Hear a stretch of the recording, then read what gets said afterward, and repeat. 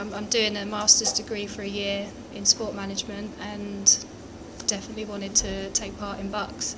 So the experience I've had from my last 2 bouts, they were at heavier weights actually. I got into boxing from having depression and was well overweight at 81 kilograms, believe it or not. And so boxing...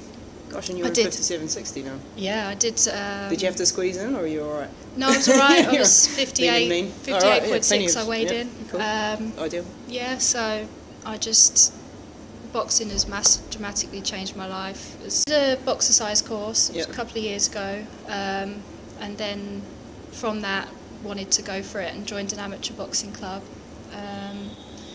And then had my first bout and won. That was at 67 kilograms, so I had to lose a bit of weight for that. I probably joined my amateur boxing club at about 75.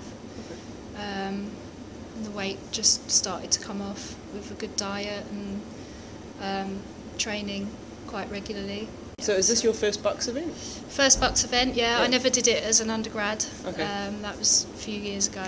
We don't have to tell them that. Yeah, let's keep that one out of the age. But yeah, so first bucks event, definitely wanted to take part and glad that I won yesterday. Awesome. So, in a way, I want students to do it first and foremost for fitness and stress relief, and then from there we can then try and, I think, just persuade people that it's not about getting hit. Okay, it is about getting hit, but there's a lot more to it than that.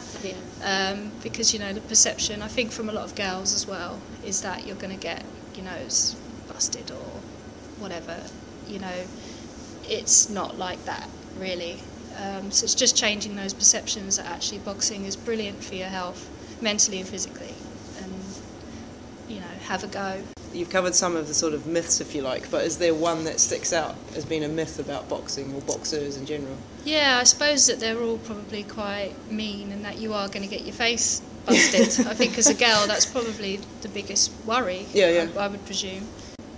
The physical and mental strength that it gives you, the sport gives you, way outweighs, and it's a very safe environment. England Boxing make it safe through the medicals, through the doctors.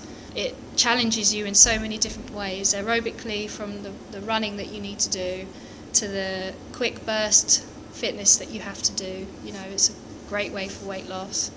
I've never felt so mentally and physically strong in my life, so it's a brilliant sport. I love it. And it's kind of swings and roundabouts because I lost my bout before Christmas to a girl who's more experienced than me, and it's experience, and hopefully the girl will come back next year and win because she's had a few more bouts, a little bit more experience. If you're an undergrad student and you've got a few years to study, stick at it, and then I'm sure you'll turn the loss around into a win.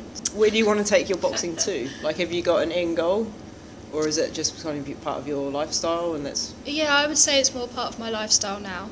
Just eating well. Again, it helps me mentally just to stay strong, confident. And then in terms of where I want to go, I'm not going to aim for anything in particular. I'm at a very good club, and I think I just want to keep winning, really, hopefully. Because in a university year, I think that's kind of a difficult thing to draw students into.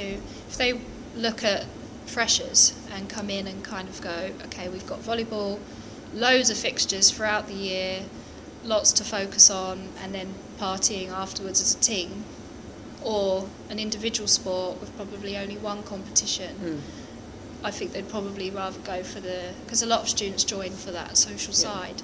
So I think that's a barrier within university boxing at the moment. What do your friends and family think about your boxing? Well, my dad used to box when he was younger.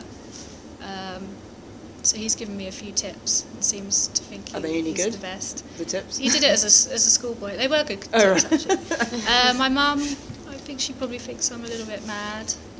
My partner was really worried about me getting beaten up, and then was probably going crazy yesterday in the crowd as well. At the same time, if you've got people, you need those people behind you to give you that mental strength, that support, that confidence, and then around that, University of East London actually has a really good team of physios and And you get access to all of that? I haven't, the scholars have. Oh, right.